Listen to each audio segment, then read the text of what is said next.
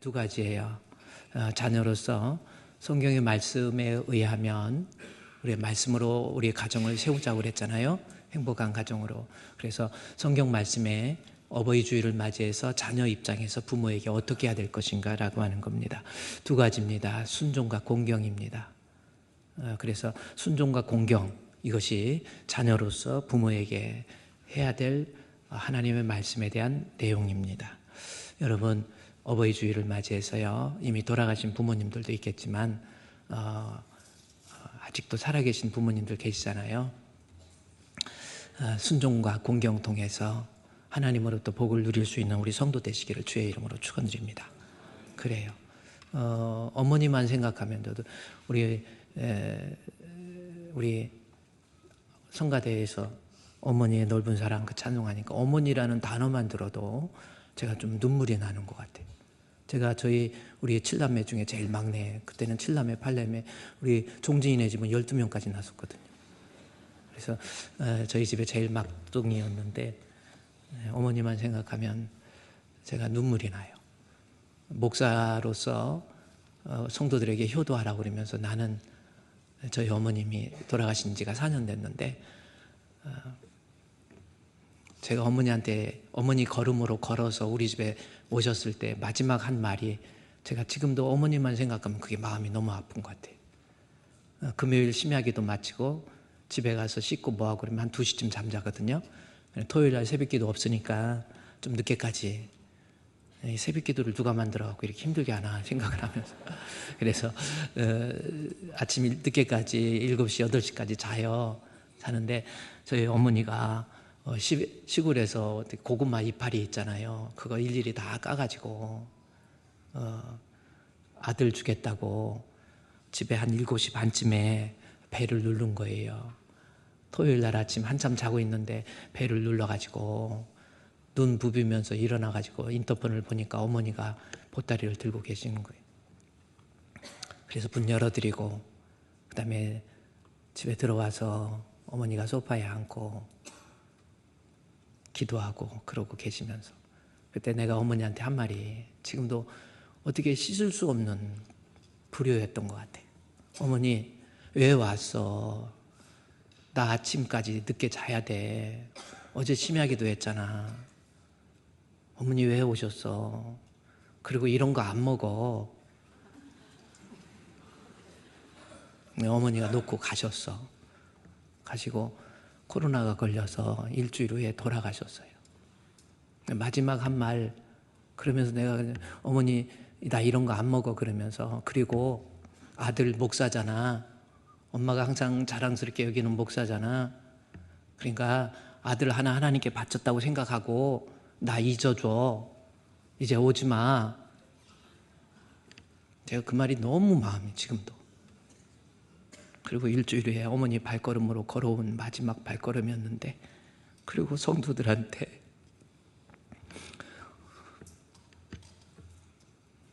그래서 어버이 주일 설교한다고 그러면 정말 힘들어요. 어머니라는 말만 들어도 눈물이 나고 그런 거 아니에요. 왜 우리 성가대는 또 어머니의 넓은 사랑 가셨어? 어머니의 넓은 사랑 귀하고도 귀하다. 그 사랑이 언제든지.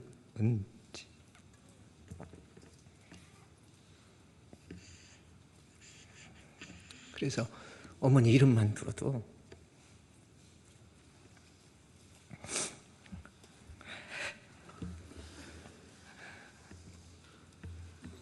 죄송합니다.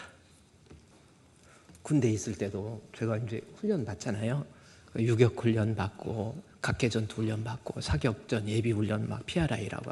PRI가 뭐예요? 사격하기 전에 예비 훈련이라는 PRI, 피가 나고 알이 박히고 이가 갈리는 거 PRI라고. 그래 그거 훈련 나고, 그리고요 무엇보다도 유격 훈련이 있거든요. 그러면 저녁 먹고 완전 군장해서 20km인가 20몇 킬로 등치고 소총 메고 거기까지 가는 거예요. 유격장까지 밤새고 갑니다. 새벽 4시 5시까지 20km 걸어가요. 가다가 졸면서 쓰러지는 아이도 있고 총 때문에 무거워서 막 이런 아이도 있고 참 그렇습니다. 정말 아침에 도착해서 잠도 안 재워요. 그리고 아침 먹고 바로 유격훈련 합니다. 하루 종일 오후 4시까지 그때 했던 것 같아요. 유격훈련 마치고 이렇게 집으로 이제 오다가 이제 집으로 하니까 막사로 올 때 걸어오니까 힘드니까 중간에서 쉬다가 이제 잠깐 쉬어 그래가지고 나무 그늘에서 좀 쉬다가요. 군인들 참 그러면서 저는 항상 그랬거든요. 야, 너 군가 노래일발 장전.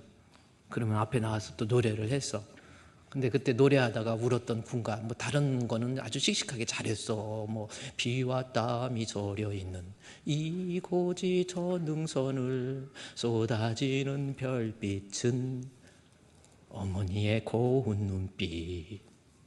여기에서 그냥 쓰러져 버린 거예요. 어머니라는 말에. 전우여 이 몸 바쳐 통일이 된다면 사나이 한 목숨 무엇이 두려우랴. 그랬어요. 그러다 군가 부르다가 울어가지고 병사들이 훈련을 많이 해서 그러는지 다 눈물 지고. 어머니라는 게 그렇습니다.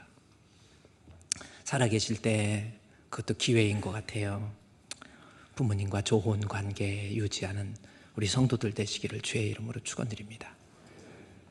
그러나 저도 부족하지만 큰 타이틀이 뭡니까? 말씀으로 가정의 달 5월 맞이해서 자녀에게는 하나님 말씀 통해서 무엇을 요구하고 계시는 거고, 그 다음에 자녀로서 부모에게 하나님 말씀은 무엇을 요구하는가, 어떻게 해야 우리 가정이 부모와의 관계 속에서 행복을 유지할 수 있을까라고 하는 것, 그 말씀 가지고 제가 말씀 부족하지만 선포하도록 하겠습니다.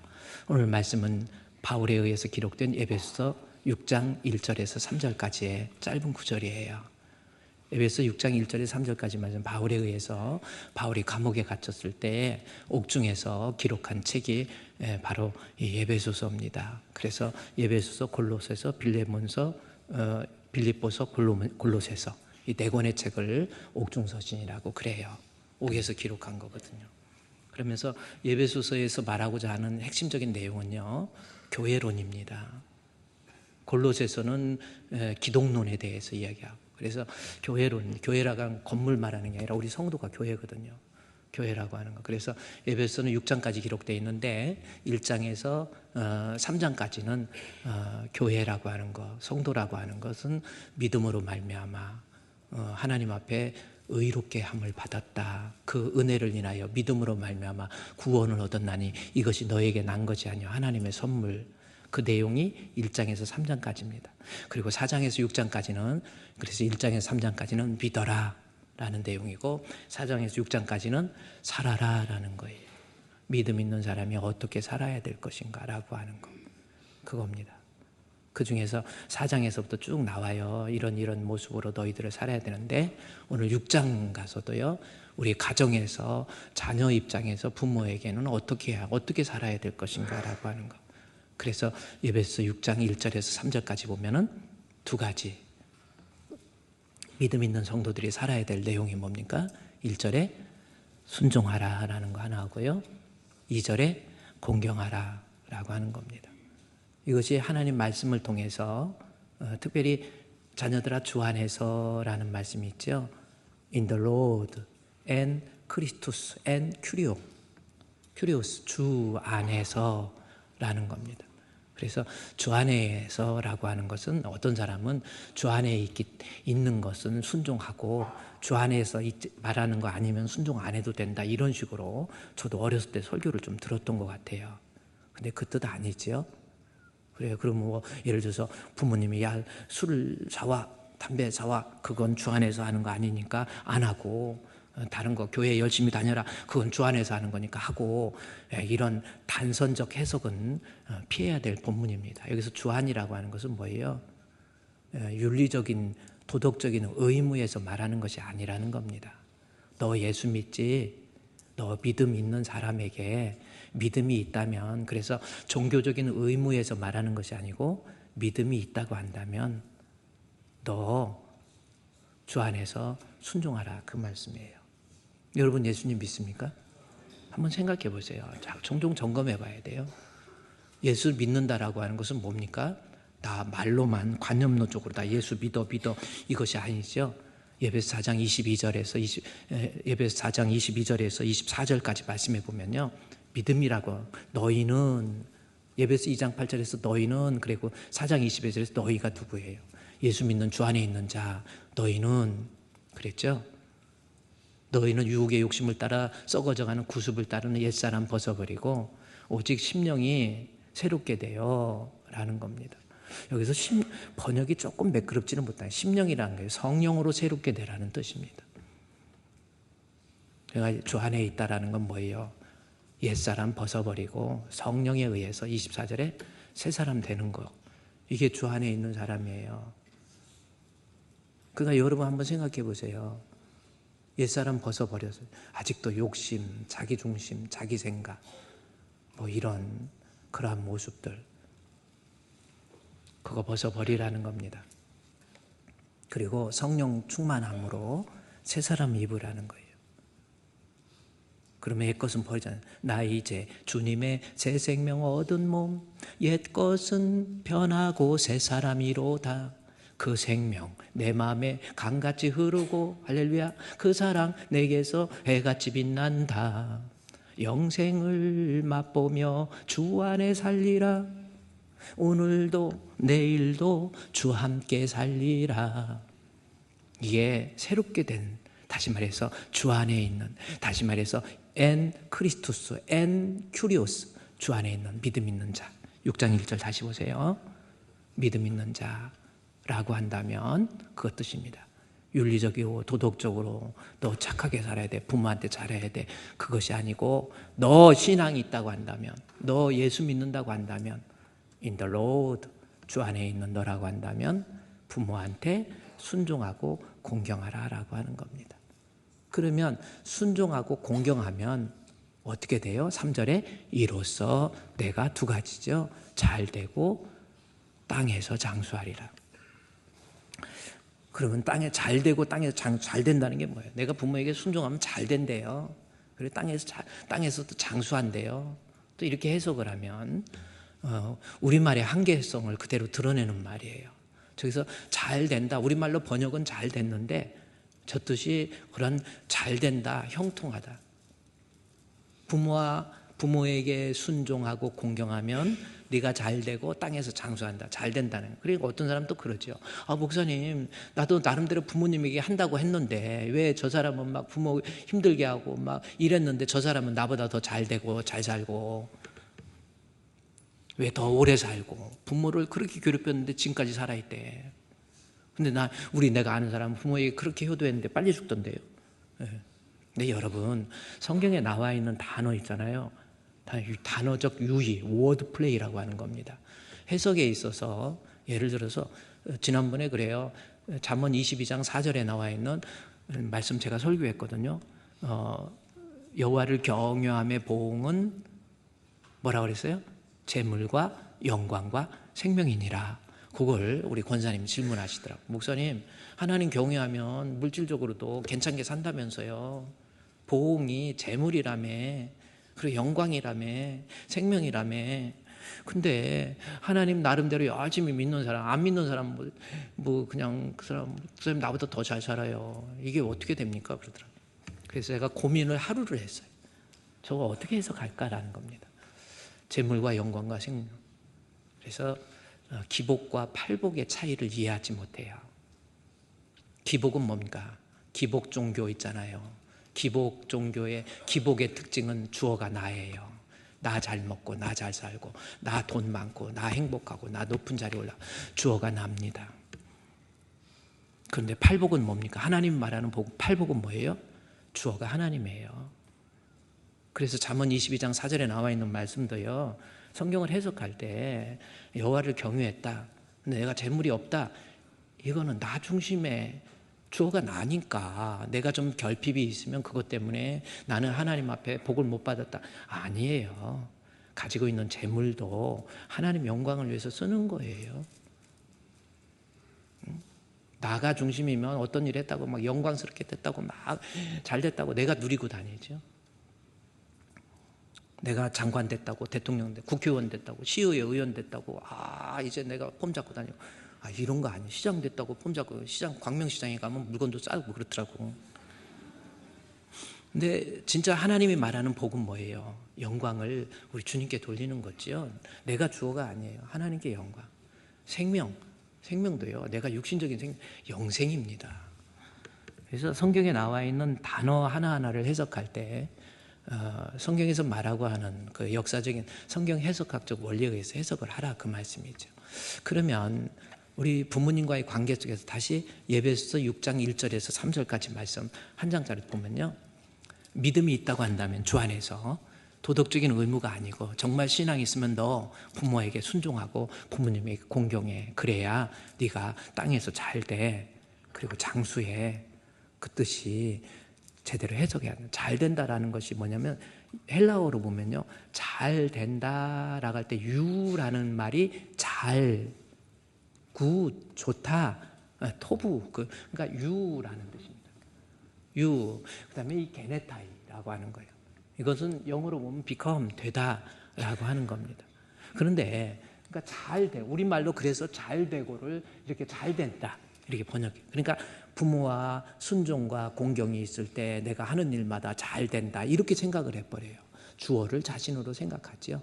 그런데 여기서 되다라고 하는 것이 영어로 이거 이유는 where, 잘 된다라는, 잘이라는. 그다음에 이거 게네타이라고 하는 것이 무슨 뜻이냐면 능동형 수동태라는 겁니다. 태가 중요한 거예요. 현재 명령형이기 때문에 한 번 잘 되는 것이 아니고 지속적으로 잘 된다라고 하는 진행형의 의미가 있다라는 거예요. 현재. 그래서 게네타이라고 하는 거. 그러면 되다라는 건데 이것이 능동형 수동태. 태는 능동태인데 능동형 수동태입니다. 그러니까 되어진다라는 의미. 그게 게네타이가 가지고 있는 의미예요. 따라서 6장 3절에 다시 보세요. 내가 부모에게 순종하고 공경하면 이로써 잘 된다. 무슨 뜻이에요? 잘 되어지는 거예요. 잘 되는 거하고 되어지는 거하고 틀려요. 잘 된다라는 것은 내가 노력해서, 내가 힘써서, 열심으로 내가 세워서 바벨탑 쌓듯이 그게 잘 되는다는 의미고, 잘 되어진다는 의미는 뭡니까? 내 노력과 수고가 아니고 누군가가 나를 도와주셔서라는 겁니다. 그러니 이건 뭐예요? 하나님의 도우심을 얘기하는 거예요. 그리고 땅에서 장수한다라는, 땅에서 장수도요, 어떤 시간적인 개념에서 메트로 이 크로노스라고 하는 단어를 이렇게 쓴 거거든요. 이거 마크로 크로니오스라고 하는, 이 마크로라고 하는 것은 영어로 보면 길다, 롱. 그래요. 그 다음에 이건 타임입니다. 크로니오스라고 하는 것은 타임이에요. 시간이에요. 그러면 긴 시간. 그래서 앞에 우리말로 6장 3절에 땅에서 장수한다고 그러니까 땅에서 긴 시간 이렇게 이야기하니까 우리말로 번역을 땅에서 장수하리, 이것을 장수로 번역한 거예요. 그런데 헬라어에 보면 마크로 크로니오스라고 하는 것, 긴 시간 동안. 그러면 6장 3절 정확히 한번 풀어볼까요? 6장 3절은 뭡니까? 6장 1절과 2절에서 자식으로서 믿음 있는 사람으로서 이 순종과 공경을 하게 되면 이로써 뭐예요? 하나님이 나를 도우셔서 잘 되어지는 거예요. 늘 하나님이 도와주시는 거예요. 제가 시편 121편에서 내가 산을 향하여 눈을 들리라. 나의 도움이 어디서 올고 나의 도움은 천지를 지으신 여호와. 그 짧은 구절 속에요, 정말 중요한 담겨져 있지 않습니까? 우리 노래로도 내가 산을 향하여 눈을 들리라 하고 막 노래도 했잖아요. 그게 무슨 뜻이에요? 제가 그랬죠. 그 산이라고 하는 것이 해하림에서 복수형을 썼다는 거에 관심을 가져야 돼요. 복수형이 산들을 향하여 눈을 들리라 이거거든요. 이때 당시 유대인들에게 산들은 어떤 의미입니까? 산마다 우상이 있었어요. 신당이 있었고, 그래서 산들을 향하여 눈을 든다. 무슨 뜻입니까? 인생을 살면서 내가 우상, 도울 힘이 없는 우상들, 다른 신들, 인간들 이런 것들을 의지해서 사는 거 별로 도움이 안 된다라는 겁니다. 도와주고 싶어도 도울 힘이 없는 거예요. 도울 힘은 그래서 천지 지으신 여호와입니다. 우상들은 천지 지은 게 아니잖아요. 도울 수 있는 능력이 없는 거예요. 그래서 하나님의 도우심. 여러분은 항상 그러세요. 나의 도움, 어렵고 힘들 위기가 있을 때 하나님이 도와주셔야 돼요. 그분은 어떤 분입니까? 천지 지으신 능력의 하나님. 그 하나님 앞에 도울 때 진짜 도움을 받는 거예요. 할렐루야. 그렇죠? 그래서 에베소 6장 1절 3절 이제 해석이 거의 됐습니다. 성경에서 말하는 자식으로서 부모에게 순종과 공경이 있으면 이로써 결과는 잘 되어지는 거예요. 도우신 천지 지으신 우리 주님께서 때를 따라 시를 따라 은혜를 공급해 주시고 한 번 공급해 주신 것이 아니라 긴 시간 동안, 다시 말해서 땅에서 육신적인 생명을 유지하고 있는 그 동안에 하나님께서 빨리 죽을 수도 있죠. 시간적으로 뭐 믿음이 없어서 빨리 죽은 겁니까? 아니에요. 뭐 100살 넘으면 그러면 믿음 좋은 겁니까? 아니에요. 백발은 영화의 면류관이 무슨 뜻입니까? 백발은 영화의 면류관, 의로운 길에서 믿음이 있어야 백발도 영화로운 거예요. 그거 아닙니까? 믿음도 없이 머리만 하였다고 나이만 들었다고 그게 영광입니까? 아니잖아요. 땅에서 장수는 긴 시간 동안, 즉 내가 육신적인 생명을 가지고 있는 동안에 하나님께서 나를 도와주셔서 그것이 땅에서 잘되고 장수하리라. 할렐루야. 여러분 이 땅에 살면서요, 하나님이 나를 도와주셔서 사는 동안에 내게 필요한 것 때를 따라 시를 따라 은혜를 공급해 주시는 그러한 복을 누릴 수 있는 우리 성도 되시기를 주의 이름으로 축원드립니다. 그러면 부모와의 관계에서 두 가지라고 그랬죠. 첫 번째, 그러면 봅시다. 뭐 할 때? 순종하는 우리 성도 됩시다. 아멘. 그러면 순종이라고 하는 거에 대해서 또 우리말로 이것을 단어에서 가지고 있는 의미로 생각을 한단 말이에요. 순종. 그러니까 어떻게 생각해요? 우리말로 왜 순종으로 번역하냐면 헬라어 원문에 보면 휘파코우, 아코우 듣는다라는 거고 휘포하고 합성어거든요. 휘포, 아코우, 에코우 듣는다라는 거잖아요. 오디언스 듣는다라는 뜻이에요. 이것은 전치사 언더, 밑에, 그래서 아래에서 듣는다. 휘파코우를 단어를 패싱을 해보니까 밑에서 듣는다라는 의미가 나오니까 우리말로 순종으로 번역한 거예요. 그러니까 우리말의 한계입니다. 그러니까 바울이 에베소 6장 1절에서 자녀들아 너희 부모에게 순종하라 할 때 순종은 밑에서 듣는다라는 의미가 아니에요. 그냥 우리말이 없어서 순종이니까 우리가 잘못 왜곡해서 부모님의 말씀에 순종해야지 그 뜻이 안 들어있는 건 아닌데, 바울이 사용할 때 휘파코우라고 하는 거, 휘파코우 에테라고 하는 단어거든요. 이것은 현재, 계속해서 에테라는 것은 현재, 한 번 순종하고 끝나는 게 아니라 계속해서 순종하라 그 뜻입니다. 그러면 이 순종이 무슨 뜻인지 다시 에베소 6장 1절에 보세요. 여러분 순종이 무슨 뜻인가라는 거예요. 순종하라. 그 다음에 해설이 어떻게 나왔어요? This is right. 이것이 옳다. 이렇게 해석한 거예요. 그러니까 이것이 옳으니라, 그런 것은 이것이 옳다. This is right. It is right 할 때 이것은 어떤 의미예요? 옳고 그르다라는 말이 아니에요. 이것이 옳으니라는 것은 순종에 대한 해설입니다. 순종에 대한 해석. 옳다 그르다가 아니고 순종에 대한 해석이에요. 그러면 어떻게 순종을 해석하고 있는지, 옳으니라가 헬라어에 보면 디카이온이라는 단어를 썼거든요. 이 디카이온이라고 하는 단어는 정말 중요한 단어예요. 그냥 의가 아니에요. 그냥 옳은 것이 아닙니다. 하나님의 성품에 부합했다. 하나님의 시선적으로, 하나님의 시선으로 봤을 때 옳다. righteous in God's eyes 라고 나오죠. righteous, 옳음이에요. 근데 in God's eyes.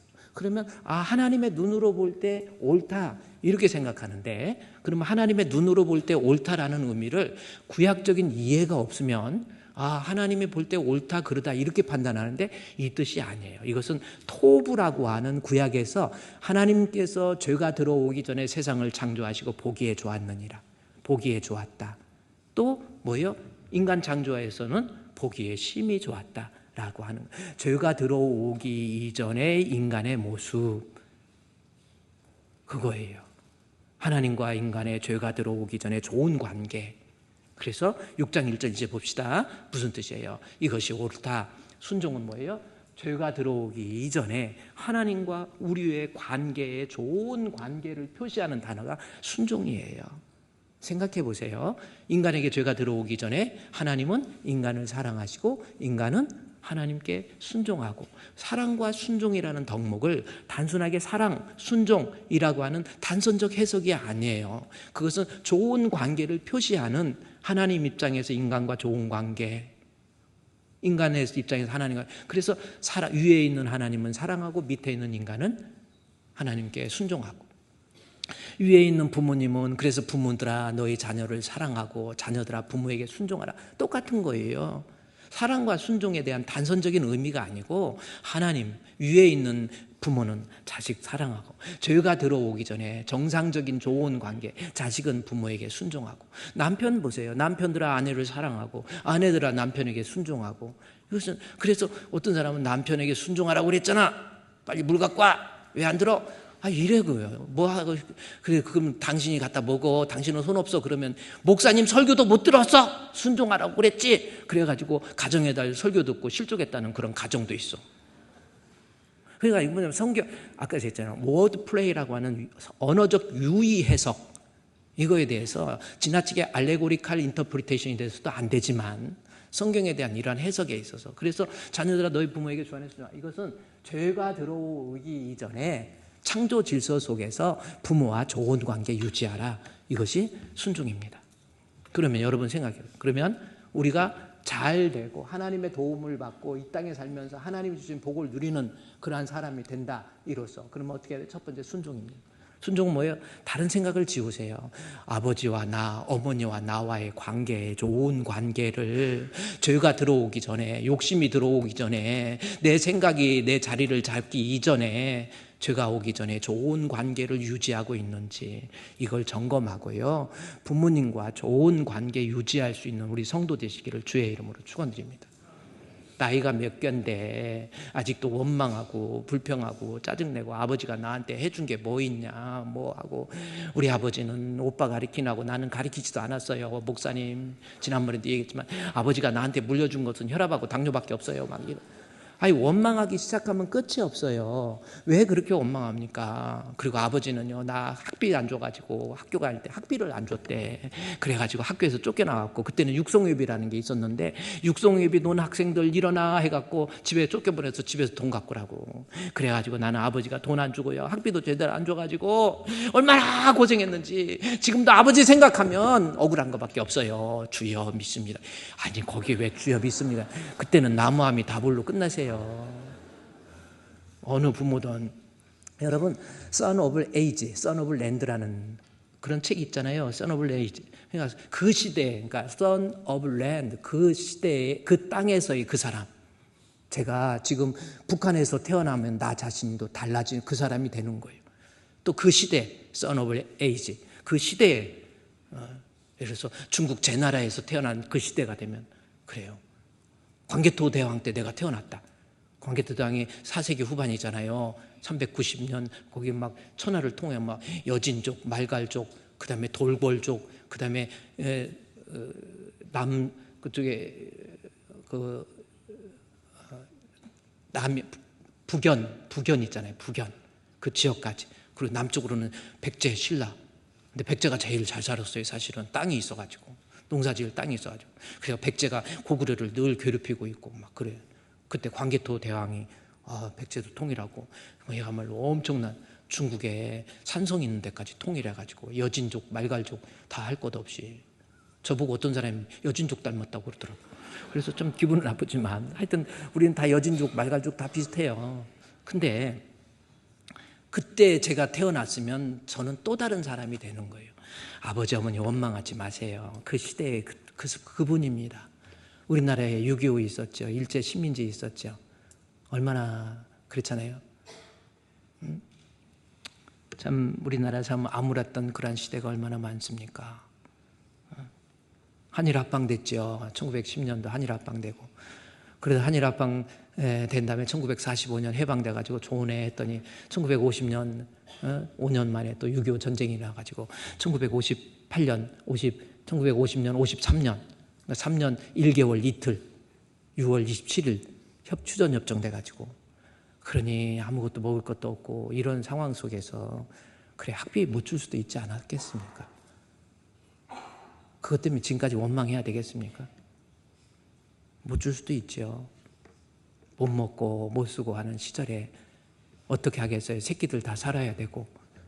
그래서 나 못 먹었다, 못 배웠다, 이런 거 그런 거 그거 가지고 너 주 안에서 너 믿음이 있다 그러면서 아직도 그런 원망의 모습 아니라는 거예요. 원망하지 맙시다. 복을 못 받아요. 아유, 아버지는요 얼마나 엄격했는지 아버지가 막 나를 때렸어요. 막 나는 아버지한테 맞고 자랐어요. 그래서 아버지만 생각하면 이가 갈려요. 옛날에는 다 맞았어요. 우리 종진이네 집, 우리 시골 뒷집에 종진이네 집, 종진이 같은 거는요 아버지를 아빠라고 그랬다고 감나무에 묶어놓고 때렸어. 그런 일도 있었어. 그때는 son of land, son of age, 그 시대는 그랬습니다. 그래가지고 막 때렸어요. 저도요 학교 다닐 때, 초등학교 때도 선생님 말 안 들었잖아요. 못 풀잖아요. 그럼 선생님이 참 잊어버리지도 않아요. 초등학교 때도 오징어 그러면 칠판에 그 분필을 올려놓는데 거기 딱 붙어 있어야 돼요. 오징어. 그리고 떨어지면 또 막 사정없이 고무신 벗어가지고 막 때려갖고 위에서부터 위에까지 또 진양 찍혀. 여기 진양 고무신이었거든. 그리고 손으로 막 꼬집고 뺨을 때려갖고 코피도 나오고 그랬어요. 학교 지각하면은 체육 선생님이 그냥 뭐야 해가지고 대빗자루로 때렸어. 옛날 얘기 같지만 그 시대에는 그랬어요. 그래갖고 맞아갖고 엉덩이 아파 제대로 걷지도 못해갖고 집에 오고 쩔뚝쩔뚝. 그러면 너 왜 그래? 그럼 선생님이 때렸어요. 요즘 부모가 난리 나죠. 아들이 뭐 잘못해갖고 담배 피다 걸려가지고 아버지가 막 애한테 뭐라고 했다고, 당신이 뭔데 우리 아들한테 그런 얘기 했냐고. 그래가지고 담임 선생님 나오라고 그래! 막 이래버려서 실제로. 그래가지고 애가 학교에 잘못됐다고 선생님이 뭐라고 했다고, 네가 내 아들이 어떤 아들인데 뭐라고 선생님 뭐 나오라고 그래. 그러니까 담임 선생님이 수업 마치고 이렇게 왔다가 보니까 막 이 사람이 그 애 아버지가 막 여기저기 문신이 있고 막 이래가지고 근육은 보이진 않지만 이게 움직이는 거야, 근육이. 그래 나오라고 그래. 그래갖고 하니까 아무도 막 쫄고 있는데 담임 선생님이 수업 마치고 딱 오니까 네가 담임이야? 딱 보여요. 예, 제가 담임입니다. 네가 뭔데 내 아들한테 이렇게 뭘. 그래가지고 막 떠는데 어떻게 다 보니까 해병대 자기 선배야. 그래가지고 막 뭐라고 다 그때 아우 선배님 한 번의 해병은 영원한 해병 충성! 이러고 갔다는 전설이 있어. 그래 요즘 같으면 우리 때는 맞고 오잖아요. 아버지가 너 왜 그래? 선생님한테 맞았어요. 그러면 맞을 짓 했네 하고 또 때려. 맞았다고 원망하지 마시고요. 못 배웠다고 원망하지 마시고,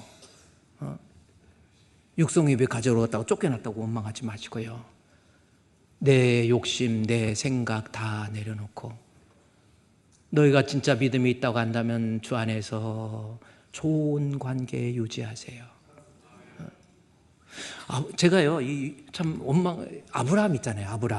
아브라함과 이삭이 아버지 아브라함을 생각할 때는 진짜 원망 안 할 수가 없을 것 같아. 아버지 신앙 좋으면 좋은 거지.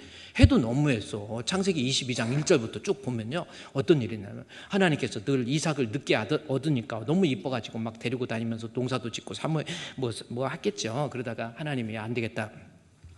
너 그 아들 모리아산에 가서 바쳐. 그랬더니 아브라함이 예 알겠습니다 하고 아침에 일찍 일어나가지고 가. 그래갖고 나무도 쪼개고 뭐 다 준비하고 가요. 가다가 혹시 종들이 말릴까봐. 아브라함 대단하죠. 신앙이 대단해요. 어떻게 아들 바치려는데 자기 일러주신 거 하더니 제3일에 눈을 들어보니까 이 아브라함이 종들에게 이르되 혹시 말릴까봐 아들 잡아서 죽여야 되는데 말릴까봐 너 기다리고 있어. 니네들 여기 올라오지 마. 아들만 데려간 거예요. 이삭이 아버지가 이상하다고 했는데 그래가지고 자기에게 지어지고 가네. 이삭이 그의 아버지에게 말했을 때 아버지요. 그래 내 아들아 왜냐. 불도 있고 나무도 있는데 번제할 어린 양은 어디 있습니까? 그러니까 그거 하나님이 준비해 주실 거야. 어떻게 아들 입장에서 한번 솔직히 생각해 보세요. 그랬더니 나중에 그걸 믿었어. 하나님 뭐 준비하나. 갔더니 나중에 묶어놔. 이런지 아브라함이 제단을 쌓고 나무를 벌려놓고 그의 아들 이삭을 결박해갖고 칼로 죽이려고 그래. 거기까지 컷. 그러면 자식 입장에서 아버지 어떻게 생각할까? 억울하지 않을까? 아니 어떻게 아버지가 나를 죽이려고 해. 아니 신앙 좋으면 자기나 좋지 무슨 나한테까지. 나 이럴 수 없어. 아버지 못 봐. 이러고 원망하고. 우리 아버지는 그런 사람이야. 나를 죽이려고 한 사람이야. 나에게 얼마나 매정했어. 어떻게 그럴 수 있어. 평생 원망하고 살 거 아닙니까? 그뿐입니까? 이제 어머니, 그리고 어머니가 그 다음부터 아브라함하고 같이 안 살아요. 성경에 보세요. 어머니 별거 합니다. 저 인간 보기 싫다 이거 아브라함. 왜냐하면 아무리 그래도 그렇지 100세에 얻은 아들, 사라는 90에 얻은 아들이란 말이에요. 10년 차이니까. 어떻게 그 아들을 그렇게. 그래서 그때부터 아내가 집에 나가요. 나가고 따로 살아. 따로 살다가 죽으니까 그때 가서 장례는 또 하네? 가갖고 장례를 하고, 그 다음에 25장 1절에서 보면은 장례 마치고 아버지가 후처를 또 맞이하네? 하도 맞이하니까 그만둬라! 이름이 구드라야. 아니, 아들 입장에서 생각해 보세요. 아니, 아버지가 나를 그렇게 칼로 죽이려고 그러더니 지 신앙 좋으면 좋은 거지. 어떻게 그럴 수가 있어. 나한테 말 한마디도 안 하고 어머니한테 그렇게 구박하고 어떻게 그럴 수 있어. 아브라함 너무해. 그래 놓고는 뭐 믿음 좋네 아장로 돼가지고 교회에서는 잘하네 하나님 앞에는 잘한다 이런. 아들 입장에서 그런 생각이 들어요. 거기에다가 또 어머니 돌아가셨으면 좀 자중하고 있어야지. 후처를 받고 막 시므이랑 육산 무단 계속 또 아들 낳네. 또 낳다가 죽어. 173세에 죽어. 열조에게 돌아 175세구나. 3세가 아니고. 또 지난번에 글자 하나만 틀려도 또 나한테 카톡 와요. 또 어떤 사람, 어떤 인간이. 아니 내가 175세인지 4세인지 비슷하게만 알지 그걸 꼭 기억해야 되겠어. 그래 175세에 죽었어. 죽으니까 이제 뭐예요. 아이고 이 인간 아버지가 죽었네. 나만 괴롭히고 어머니 그렇게 눈물 나게 하더니 잘 죽었어. 이럴 수 있는 마음인데 이삭을 보세요. 이제 이삭의 아브라함의 아들 두 아들 다 오거든요. 이삭과 이스마엘이 와서 장례는 해야 될 거냐. 장례하고 이스마엘에 대한 언급은요. 아버지한테 쫓겨나고 난 다음에 아버지에 대한 별로 좋은 마음 늘 원망하고 불평하고 그렇게 살아요. 그런데 이삭은요. 한마디 안 해요. 돌아가신 다음에 하나님이 그 아들 이삭에게 복을 주시잖아요. 원망할 만해요. 섭섭한 거 없을 수가 없어. 여러분 부모에게 섭섭한 거 왜 없겠습니까? 있어도 에베소 6장 1절이 뭡니까? 내가 죄가 들어온 거예요. 억울한 마음, 아직도 나 중심, 내 생각, 너 신앙 있다며 주 안에서 in the Lord 주 안에서 너 믿음 있다면 내가 윤리적이고 도덕적인 의무 말하는 게 아니야. 너 신앙 있다고 한다면 부모님과 좋은 관계 유지하라는 겁니다. 여러분 오늘 예배 마치고요. 혹시 부모님한테 좀 안 좋은 관계 있는 분들 빨리 찾아가세요. 어머니 미안합니다. 어머니 죄송합니다. 아버지 사랑합니다. 조시 맥도웰이 회의에서 확신으로 라는 책에서 보면요. 조시 맥도웰이 아버지가 얼마나 이 맥도웰을 괴롭히는지 몰라요. 얼마나. 그리고 거기 집에서 그 흑인한테 성추행 당하고 실제로 조시 맥도웰이 얼마나 힘들었습니까?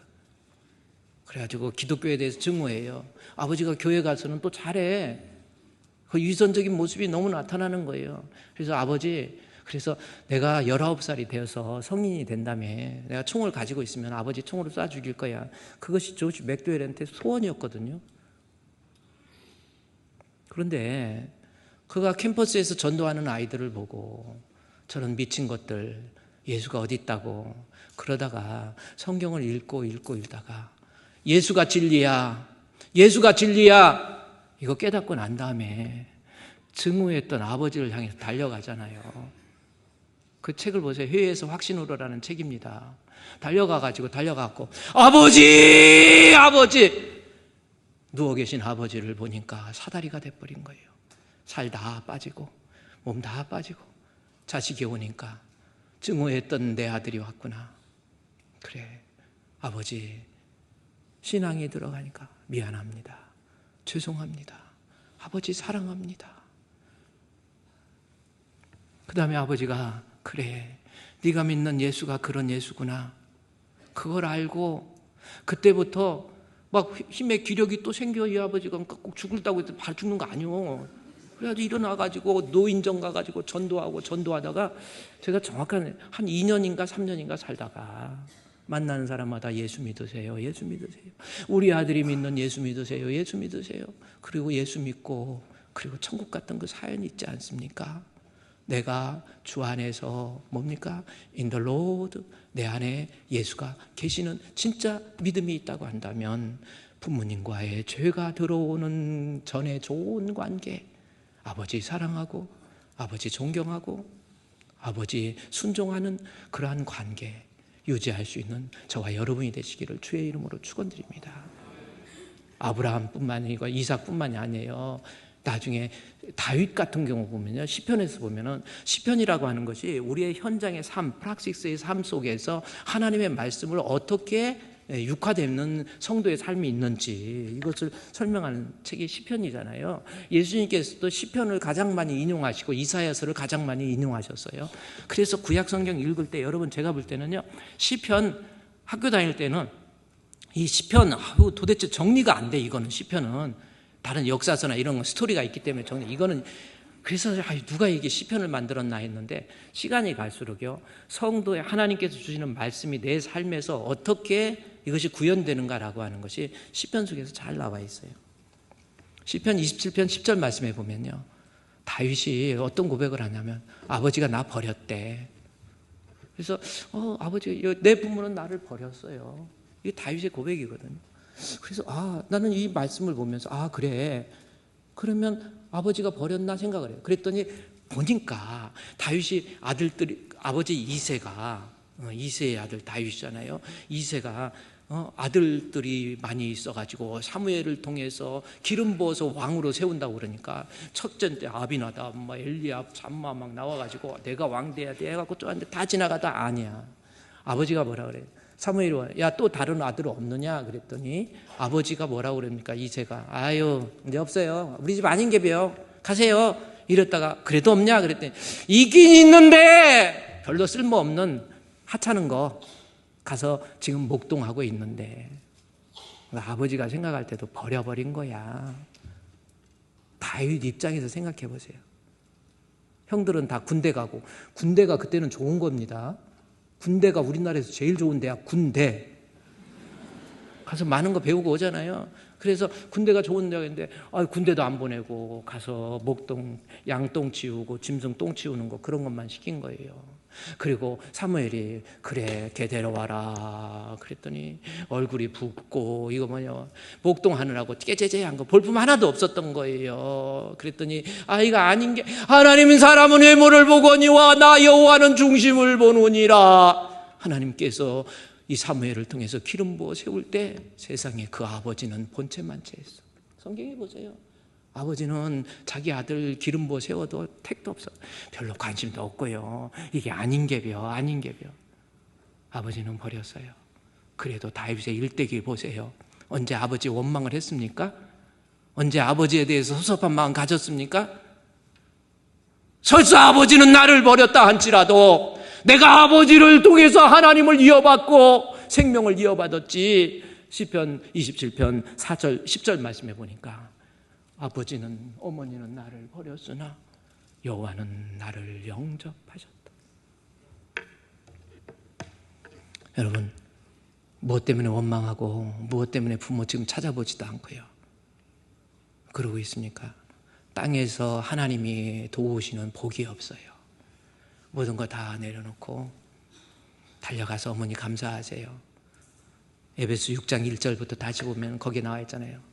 땅에서 잘 되고 장수할 수 있는 방법이 뭡니까? 순종하는 겁니다.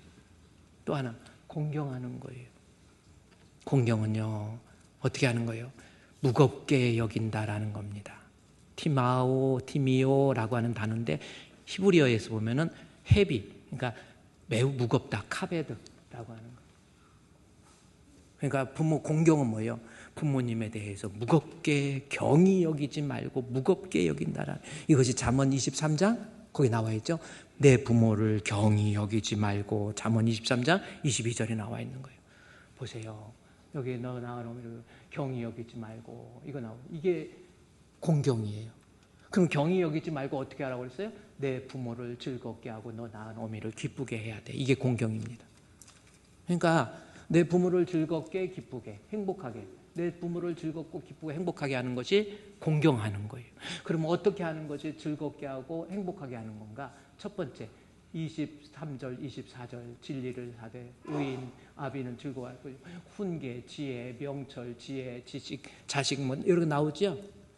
구약에서 사용된 특별히 욥기 시편 잠언 전도 시서 및 지혜서라고 그러거든요. 거기에서 사용된 지혜 훈계 명철 다 같은 말이에요. 어떤 의미입니까? 인간이 추구할 수 있는 가장 최고의 가치를 표현하는 단어가 구약적인 언어로서 지혜라고 말할 수 있어요. 그러면 이것을 성경적으로 해석한다고 한다면 지혜 되시고 생명 되시고 진리가 되시는 우리 주 예수 그리스도예요. 그래야 의인 되는 겁니다. 내가 부모에게 기쁘게 해드릴 수 있는 방법 뭐예요? 나부터 예수 믿으세요. 우리 어머니는 예수도 안 믿으니까 나는 그냥 안 믿어. 아니, 부자와 나사로 보세요. 부자도 죽고 나사로도 죽었어. 너무 지옥이 고통스러워서 부자가 하나님 아버지 아브라함이여 그 손가락에 물을 찍어서 내 혀 좀 서늘하게 해달라고. 안 돼. 그런데 뭐라고 그러면 마지막 뭡니까? 내 형제 아직도 세상에 살아있는데 저 사람들로 하여금 이곳에 오지 않게 예수 믿게 해주세요. 이거요, 죽은 자가 바라는 가장 큰 소원은 여러분이 믿음으로 잘 세워지는 거예요. 다윗이 장례식 했죠. 장례식 할 때 바로 장례식 하기 전에 그래서 열왕기 상은 상 당했을 때 2장 1절에서 3절에 보면 죽을 때 한 말이 있어. 신앙 있는 다윗을 보세요. 열왕기 상, 그래서 다윗이 상당했구나. 죽을 날이 임박했죠. 임박하니까 하는 말이 뭐예요? 사람 가는 길도 내가 다 죽습니다. 죽을 때 자식들에게 하고 싶은 말이 뭐예요? 너는 힘써 대장부가 되고 이거 아닙니까? 너 부자 되어라 이런 거 아니에요. 대장부가 뭡니까? 여자들은 쉽게 놀래. 남자들은 잘 안 놀래. 우리 수양관에 가가지고 밤에 이렇게 걸으면 여자들이 몸만 이렇게 하면 어머머머 하고 무서워해. 남자들은 안 무서워해. 신앙생활하면서 툭하면 오해하고 불평하고 짜증내고 이게 대장부 되지 못한 거예요. 이런 일이 있고 저런 일이 있어도 믿음 생활하면서 지금 아버지 다윗이 하는 말이 뭐면 너 힘써서 대장부 뭡니까? 흔들리지 말고 하나님의 율법에 기록된 대로 믿음 안에서 잘 살아라. 이것이 먼저 가는 부모가 자식에게 하고 싶은 말이에요. 믿음이 있든지 없든지 간에 여러분 부모에게 효도 다른 거 아닙니다. 잠언 22장 다시 한번 보세요. 마지막 23장 22절 말씀에서 뭐라고 그랬어요? 부모를 즐겁게 하는 방법, 나부터 의인 되세요. 그래야 아버지가 크게 즐거워한다고 했잖아요. 지혜로운 믿음 있는 자식을 낳은 자는 그로 말미암아 즐거워한다. 뭐 이거 아닙니까? 교회 다니면서 신앙도 하나도 없이 교회만 그냥 다니고 이런 거 말고 내가 하나님 앞에 신자가 되는 거죠. 제가 아까도 그랬잖아요. 성도는 신자가 되어야지 신선되지 마세요.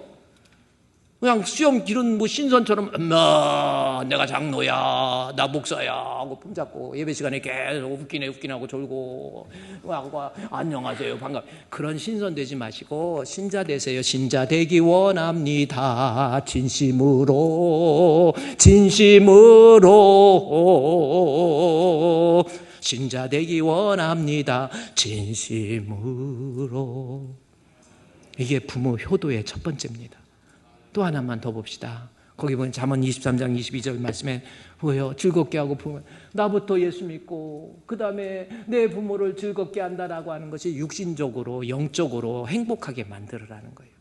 근데 행복하게 만들 때 이제 의무를 다 하는 거잖아요. 그런데 여기 내 아들아 너의 마음을 내게 주고 내 눈으로 내 길을 주 부모를 좀 모시도 부모에게 효를 해도 마음은 없는데 할 수 없이 그냥 이런 거 말고 눈길 좀 주세요. 눈으로 좀 따뜻한 눈빛으로 부모의 눈을 좀 바라보시고. 우리 혜진이가 자꾸 이렇게 해서 이제 막 집에서 만나는 시간도 별로 없어갖고 너 이제부터 아빠한테 하루에 뽀뽀 몇 번씩 그 약속했는데 뽀뽀는 죽어도 안 해. 이제 지 컸다고 안 해요. 그래서 약속을 했어. 그러면 너 아빠한테 딱 와서 아빠 품에 안겨서 5분 동안 따뜻한 눈으로 쳐다봐야 돼. 쳐다보기. 그랬더니 그것도 잘 안 하려고 그래. 그래서 왜냐하면 쳐다볼 때 그냥 쳐다만 있으면 어떻게 하냐. 그래서 이렇게 손을 잡았더니 막 그러지 말고 그러면 5분 동안 쳐다는 보겠대. 그 대신 어떻게 하냐면 이러고 쳐다보래. 그래서 그래, 이 시선이 중요하잖아. 눈빛 있잖아요. 다시 잠언 23장 22절 보세요. 부모에게, 여러분 부모를 즐겁게 육신적으로 영적으로 즐겁게 하기 위해서요, 마음부터 주세요. 그 다음에 눈길, 내 눈으로 말해요. 살짝국 말해요. 남들이 알지 못하도록 눈으로 말해요. 오늘 집에 가서 엄마 아빠 마음으로 엄마 고맙습니다 공경하고 용돈도 좀 드리시고, 용돈. 제가 어머니에게 하나만 더 하면요, 어머니 코로나로 돌아가신더니 병원에서 어머니 이제는 24시간 안에 돌아가십니다. 마지막으로 코로나 전화 카톡으로 연결해갖고 영상으로 통화하면서 이제 마지막 대화예요. 그러더라고요. 어머니 찬송 부르면서, 어머니 그러면서, 그때 내가 얼른 차를 운전하고 교회 왔잖아. 교회 왔고 어머니 이거 봐봐, 이게 어머니 여기 우리 폭포도 있지, 어머니 여기 예배당이야, 이쪽 좀 봐봐. 어머니 돌아가시는 동안 그거 보면서, 그래서 다 마치고 아들이 찬송 좀 불러줘 하고 찬송 부르고, 그 다음날 아침 7시에 돌아가셨거든. 그래, 돌아가시고 나면서, 돌아가시기 전에 최 목사 세속에 물들지 말고 정직한 목사 돼야 돼. 우리 아들 믿지? 그러면서 우리 아들 중에서 화평이라고 있어. 근데 늘 불평만 하고 교회를 안 다니니까, 다른 사람 말은 안 듣는데 우리 아들 말 들으니까 죽기 전에 예수 믿게 좀 해줘. 그 말 하시고, 그 다음에 화장대 뚜껑 열면 서랍 열어봐. 엄마 거기 돈이 있어. 그러더라고. 보니까 돈이 없어. 아니 다 빼봐. 그러더라고. 다 뺐더니 밑에 5만 원짜리가 쭉 있더라고. 최 목사가 용돈 준 거야. 그거 최 목사 써. 그러더라고.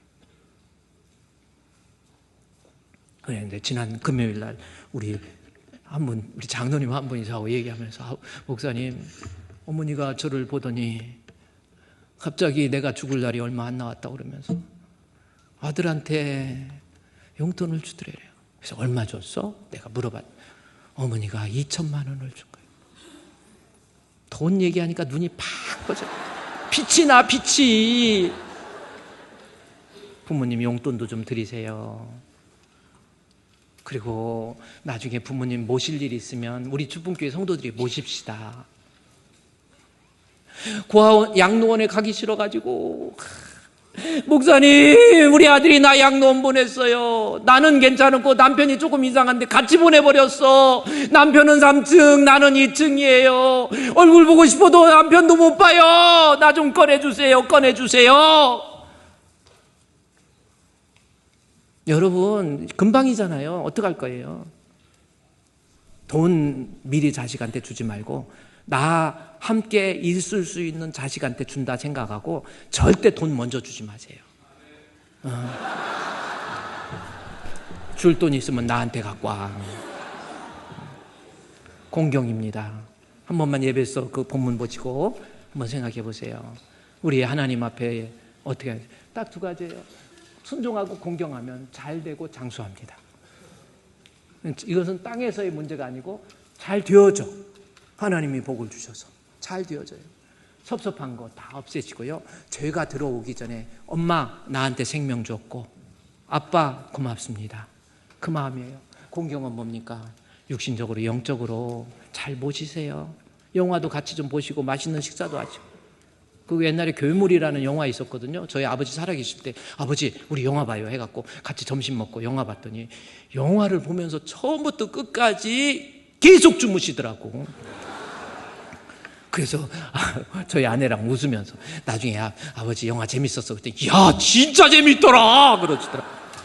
그래서 노인이 되면은 자면서도 영화 다 보시는 것 같아요.